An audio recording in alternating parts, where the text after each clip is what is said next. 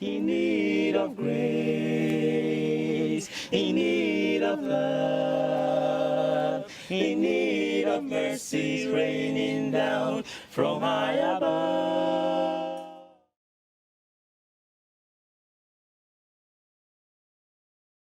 You now become complacent and go to sleep. You might tell you life is a garden of thorns. You may become very afraid. At the battle of life, fear is the least weapon we need. So what do we need? The entire life experience, and people are need to check people and just that life experience. Then you're going to find people who define life experience for you as an experience that changes life. Are we together?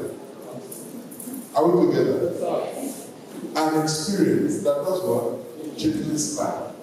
Experiences, events that challenge people, hardship, then at the end it makes them better. So now, when we now look at life experiences, looking at the differences in the faces of people seated in this hall, I would therefore know that the experiences are different according to your true or false. True or false. So because it's a mixed class, so I'm going to try to keep it simple so that all of us can follow through. First, your experience may be connected to your expectation. So be careful what you expect, because when you pass that point, it may become what? Your experience. So when the Bible says the expectation of the righteous shall not be cut short, it is that, and it says very little difficult for me to do. Because before you have experience, you must believe it. You must have life first. So in the course of living, the expectations you have may determine the experiences that you will have. Because the expectation as we sit here in our hometown, when you are about leaving your competition, when you are about leaving your house, the first day you hear that the youth from this year will start on the 28th and will end, what will be the expectation? Because at the end of a long time, it is the expectations you have that will determine the experience you have had. Are we now together? So it is very critical that you start with the expectation before you go to experience. Because some people just live no life without that expectation. And so many years after they have been, you don't have that, so what's the experience? They don't even know what they've experienced because they didn't ask for it. Are we together?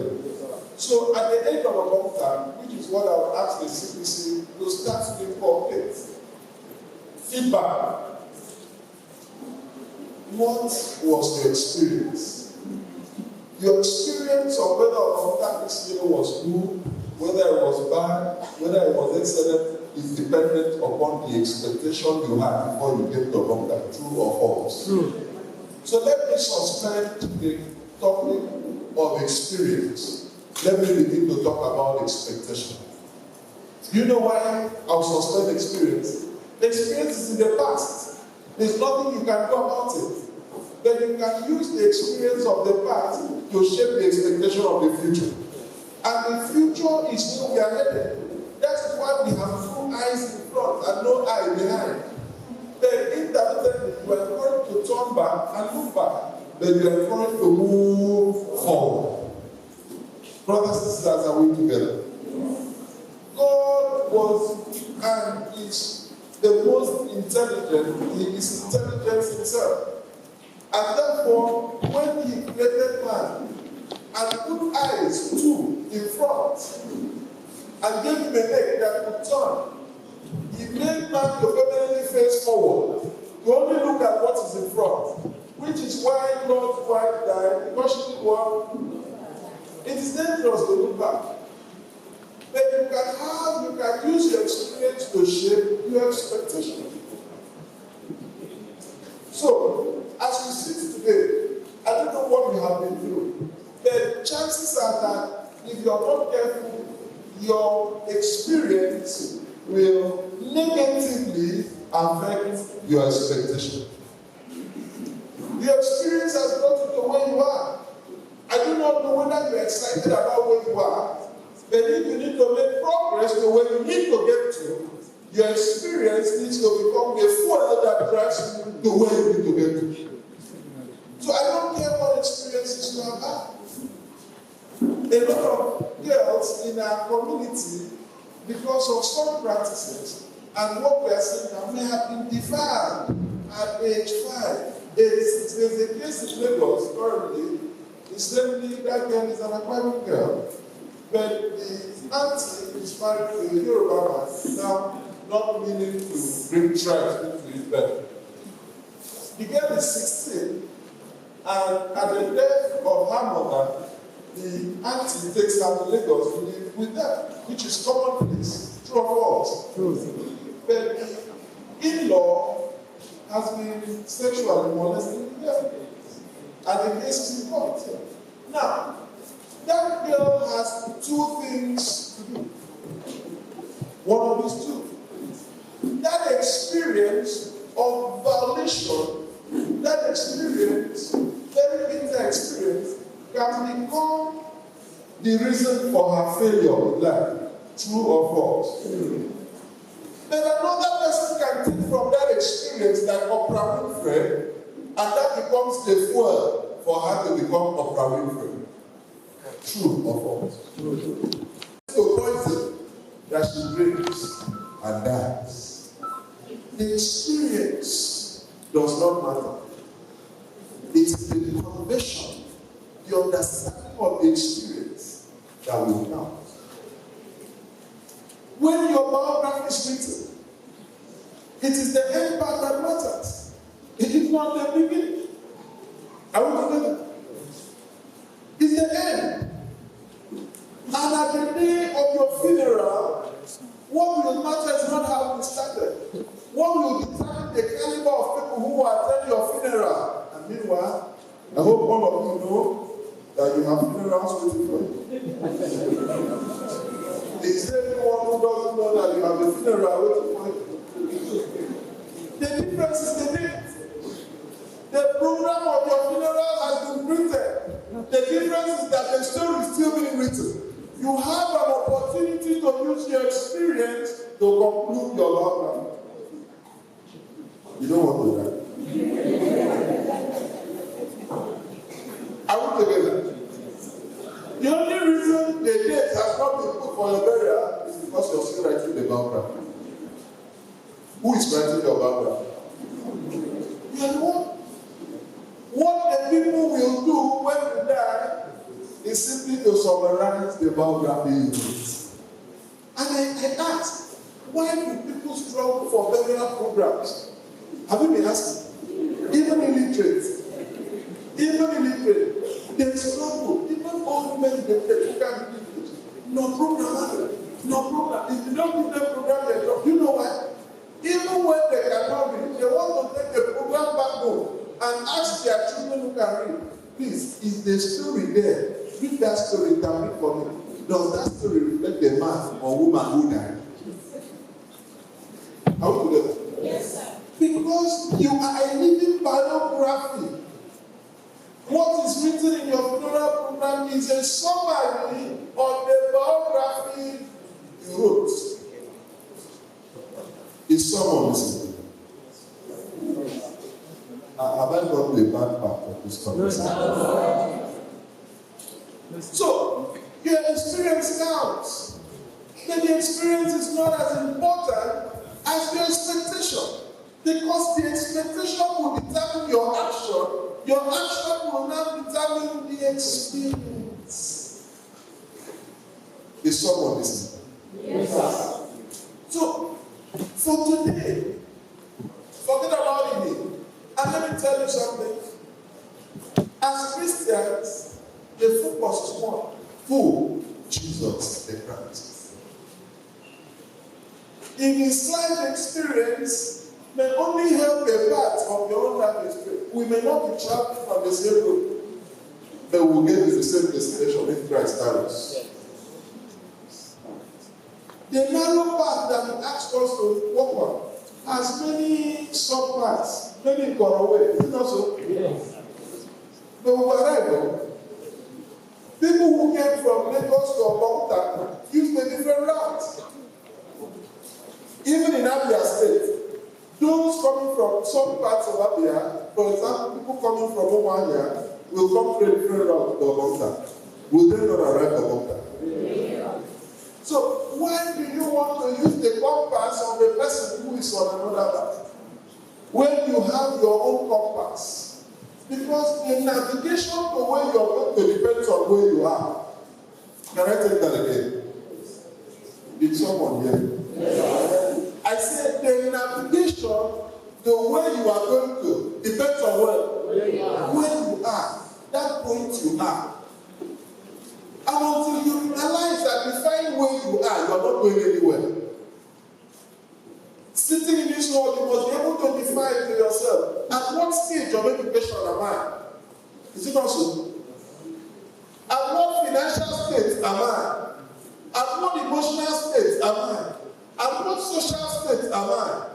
When you have defined where you are, you now cast your mind, where do I need to go to? That's how you calculate the distance. Is it also? When you want to book boat, where will the first place be the put? Not the location. You put your location. Because until you know where you are, it is difficult to get to where you're going to. So, dear brethren, we are in the information age. We are in the age where a lot of resources are tied on what you know. The experience of your parents may not be very helpful. The experience of yesterday may not be very helpful because no 2 days are the same. But the experience you learned can become a fuel for your motion or can become a poison for your death. But whose decision is that? You will have nobody to blame for you. I'm sure you hear some parents say, oh, my parents sent me to school. I'm sure you heard. There are still children whose parents sent them to school and they still became successful. True or false? So there's no excuse.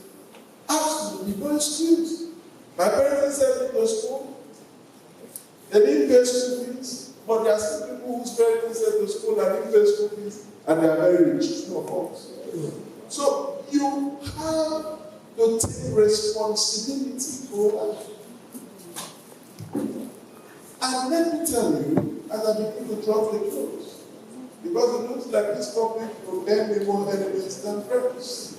Because this morning, when I came, a lot of people smiled at me. But now, I see no crowds. And because of that, I'll beg the citizen to open this back door so that I don't have to go down to sleep. But you know what? They say the truth is bitter. As I speak to you, I speak also to myself. Because the fear is, until you have expectation, you will think that you have arrived. Are we together? Yes. When the boat driver takes you, your app says your destination is on the left. And when the driver says you have arrived at your destination, if you don't book another boat to go somewhere else, you remain there. Is it also? That the remaining there does not mean people are not moving. All together. So, on the path to success, you need to permanently have expectations. You need to set your expectations high enough that they will make you afraid. How would someone, father, many years ago, think of having something in the air that would transport people from control? It was madness. Is it not so? That a heavy object would be suspended in the air from point 1 to 2, not affected by the laws of gravity. It was absolute madness. But the Wright brothers thought about it. They thought about the fact that many years in future, human beings will need to travel and they will not be traveling by donkeys. Are you together? They won't be traveling by cars because their cars cannot drive through the water. They won't be traveling by ship because the ship cannot go on land. So they needed an equipment that will transport human beings irrespective of the circumstance on the ground. Are we together? If the entire earth was only ground without water, I'm sure they would not have made it for aeroplane. The people discovered that they still needed to travel, whether there was land, whether there was water, whatever the encumbrance was. Therefore, man began to think of lifting man above the impediments. So when you start thinking extraordinarily, don't feel bad. When you discuss with your friends and they say, oh boy, you don't take grace, sister, you don't take grace, that is what you are thinking. Because crazy thoughts have changed our world. Normal thoughts did not. Are we together? Crazy thoughts have changed our world. Normal thoughts have not. Status quo has never made any invention. Distinctive thinking has. And let me tell you, if you read the story of the Wright brothers, you discover that when the Wright brothers were making their own aeroplane, without money, government was sponsoring another set of people to make aeroplanes. But the people who had money could not go far. Those who had passion went far. Are we together? Money is not what you need to succeed. Passion is what you need. Money cannot buy passion.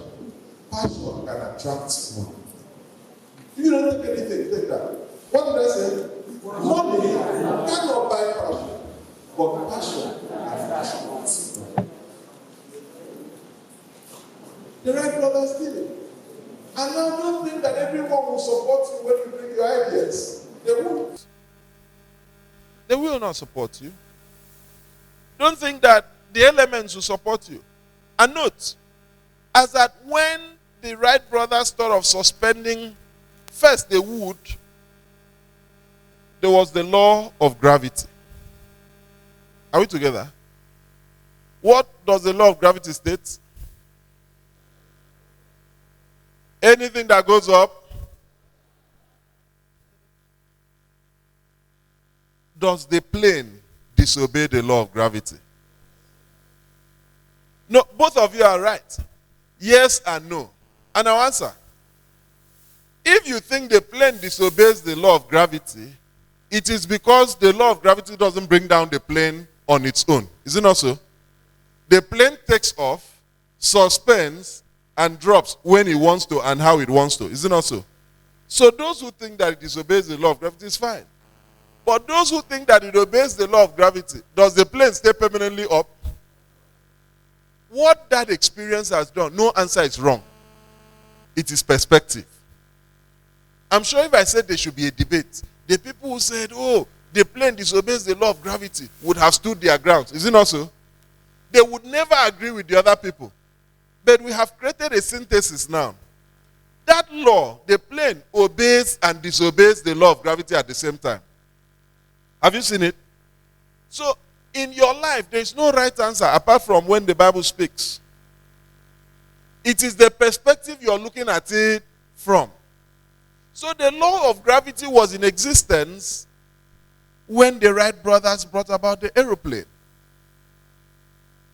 They studied the law of gravity not to disobey it, but to make it work for them. Without gravity, a plane cannot land. True or false? Without the law of gravity, a plane cannot land. When it takes off and stabilizes, it uses gravity to stabilize. Because the energy and speed required to stay at that level is like when you're swimming. If you swim in a swimming pool or in a river where your leg cannot reach the ground and you want to be stagnant, they call it a you're trying to create an equilibrium by exerting a force that you're not moving, but you're not being moved. How many of us are swimmers here? I hope you understand what I'm saying. You are in the water, you're creating motion. You don't intend to move, but you are not also moved. But motion is happening. But the danger in that is after a while you get tired because you're not making progress. Let me end by drawing you to that swimming experience.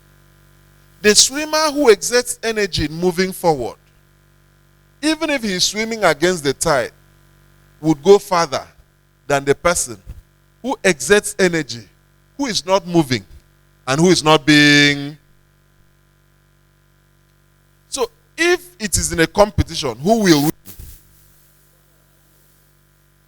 So, don't let your experience, whether negative or positive, become an impediment to your motion.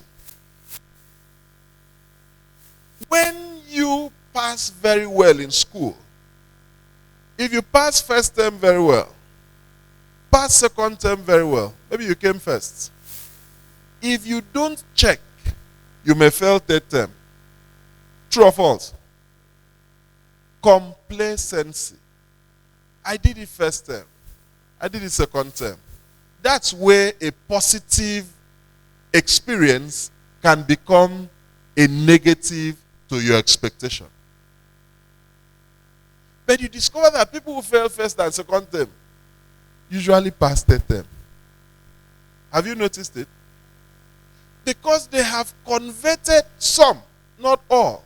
They have converted the negative experience into a fuel because they know this is the last opportunity.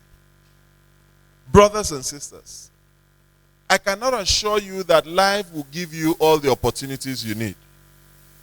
I cannot assure you that even the church will not fail you in your time of need. I cannot assure you that brethren will be there for you. I cannot assure that your parents will be there for you.